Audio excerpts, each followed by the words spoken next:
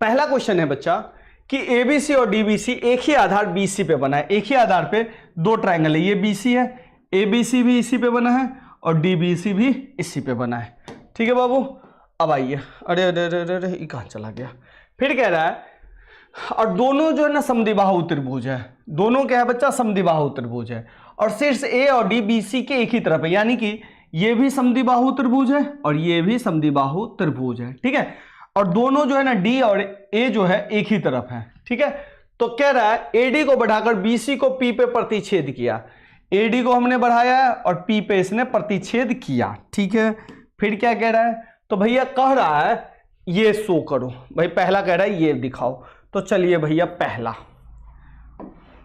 पहला में कह रहा है त्रिभुज एबीडी और त्रिभुज एसीडी को सर्वांग सम करो, त्रिभुज एसीडी को। चलिए भाई देख लेते हैं ये दोनों ट्रायंगल कहाँ है, एबीडी, एबीडी ये ट्रायंगल आपका रहा।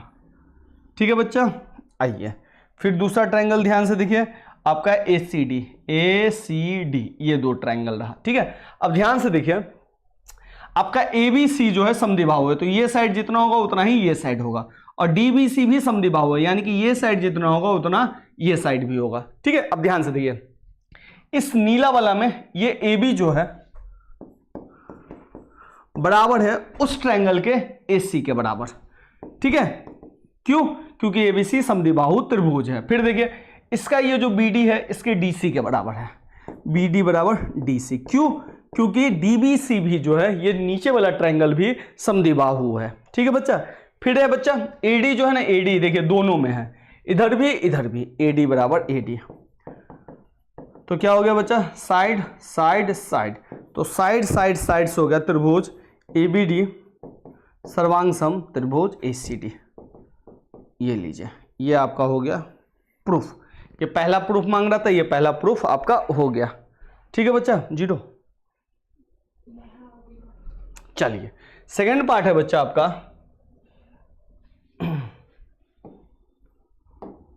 सेकंड है आपका एबीपी और एसीपी। तो भैया लिखिए त्रिभुज एबीपी और त्रिभुज एसीपी। ध्यान से देखिए भैया एबीपी कहाँ है और एसीपी कहाँ है, एबीपी ये रहा आपका। ठीक है बच्चा, और एसीपी कहाँ रहा बच्चा, तो एसीपी ये रहा। ठीक है, अब ध्यान से देखिए इस वाले का ये साइड इस वाले के इस साइड के बराबर है, ए बी बराबर ए सी।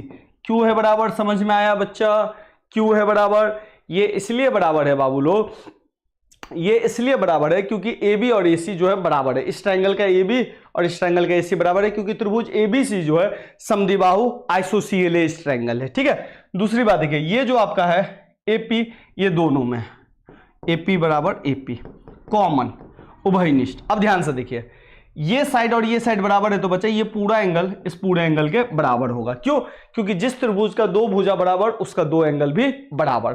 तो हम सिंपल शॉर्टकट में लिख देते हैं एंगल बी बराबर एंगल सी। ठीक है बाबू, तो ये हो गया एस, ये हो गया ए और ये हो गया एस, तो एस ए एस से हम बोल देंगे त्रिभुज ए बी पी सर्वांग सम त्रिभुज ए सी पी।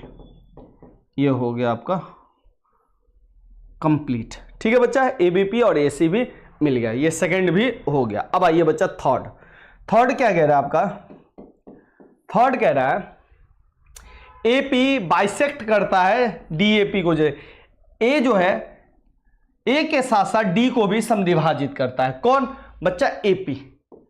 एपी कह रहा है ए के साथ साथ डी को भी समद्विभाजित करता है, यानी कि ये सिंपल कह रहा है बच्चा, ये जो ना एडी ये ए को तो समद्विभाजित कर ही रहा है। कैसे कर रहा है, जब ये दोनों ट्रायंगल हमारा कॉन्ग्रुएंट हो गया तो ये एंगल बराबर ये एंगल नहीं होगा, तो इसी में हम लिख देंगे सीपीसीटी से बी ए पी बराबर सी A P, C A P. ठीक है, तो कह रहा है भैया इसको भी प्रूफ करके दिखलाओ, इसको भी कर रहा है। तो सिंपल है बच्चा, हम क्या करेंगे बाबू लोग, इसको अगर हमको प्रूफ करना है तो हम क्या करेंगे, इस ट्रायंगल को और इस ट्रायंगल को सर्वांगसम कर लेंगे, कॉन्ग्रुएंट कर लेंगे, और दोनों ट्रायंगल को कॉन्ग्रुएंट करने के लिए हम क्या करेंगे बच्चा, इस ट्रायंगल का ये, इस ट्रायंगल का ये, इस ट्रायंगल का ये और इस ट्रायंगल का ये। ठीक है, अच्छा ये नहीं भी करेंगे बच्चा, तो ध्यान से देखिए ये और ये बराबर हो जाएगा और बीच वाला हो जाएगा। तो जैसे ये दोनों ट्रायंगल सर्वांगसम होगा तो ये एंगल इसके बराबर हो जाएगा। ठीक है, तो तीसरा तो ये मिल गया। चौथा कह रहा है AP is the perpendicular bisector of BC. अब देखिए बच्चा, चौथा क्वेश्चन बहुत ही इंपॉर्टेंट है। कह रहा है एपी बीसी का लंबवत समद्विभाजक है, लंब भी है और समद्विभाजक है। अब ध्यान से देखिए, जब मैंने इस दोनों ट्रायंगल को, किस दोनों ट्रायंगल को बच्चा, इस वाले ट्रायंगल को और इस वाले ट्रायंगल को जैसे ही मैंने सर्वांगसम किया तो वैसे ही हमारा सीपीसीटी से आ जाएगा पीबी बराबर पीसी, बीपी बराबर पीसी। और बीपी बराबर पीसी का मतलब ही है बच्चा कि ये समद्विभाजक है, यानी कि दो इक्वल साइड में बटा। अब कह रहा है मुझे लंब निकाल के दिखलाओ। भाई लंब भी है, तो लंब को हम कैसे निकाल सकते हैं? देखिए बच्चा, इस एंगल को और इस एंगल, दोनों एंगल हमारा बराबर हो गया। कैसे एंगल बराबर हो गया भैया? तो भैया सीपीसीटी से हम ये एंगल बराबर ये एंगल कह सकते हैं। हाँ कह सकते हैं। तो भैया लिख लीजिए ए पी बी बराबर ए पी सी। ठीक है, ये एंगल और ये एंगल बराबर होगा। दूसरी बात ये देखिए, तो बच्चा हमने लीनियर पेयर पढ़ा है, तो लीनियर पेयर में आप क्या पढ़ते हैं? एक स्ट्रेट लाइन पे जब भी कोई एंगल आए तो ये दोनों का सम कितना होता है? 180। तो इस हिसाब से ए पी बी जोड़ ए पीसी बराबर कितना होगा? 180। किस नियम से? रेखिक युग्म से, इंग्लिश में बोले तो लीनियर पेयर। ठीक है बाबू, अब ध्यान से देखिए, ये दोनों एंगल बराबर है, ये एंगल इसके बराबर है, तो दोनों का नाम एक जगह ही डाल दीजिए एपीबी, और एपीसी के जगह पे भी डाल दीजिए एपीबी। क्यों? क्योंकि दोनों एंगल बराबर है। दोनों हो गया बाबू 180, तो एपीबी बराबर क्या हो गया? 2 एपीबी, क्योंकि दोनों जुड़ जाएगा तो बराबर 180, तो 2 से कटेगा तो क्या हो जाएगा? 90। तो एपीबी बराबर क्या हो गया बाबू? 90। तो ये हो गया हमारा 90 डिग्री। तो ये 90 डिग्री भी मिल गया आपको, ये 90, तो ये भी 90, और दूसरी बात बीपी बराबर पीसी भी मिल गया। तो लंब भी मिल गया और समद्विभाजक भी मिल गया, परपेंडिकुलर बाइसेक्टर हो गया। ठीक है बच्चा, परपेंडिकुलर बाइसेक्टर तभी हो सकता है बाबू जब 90 भी बने और इक्वल हिस्सा हो। ठीक है बच्चा, तो हमने इक्वल भी ले आया और 90 भी निकाल दिया। इस क्वेश्चन में किसी को कोई दिक्कत है तो मुझे बता दीजिएगा कि हाँ भैया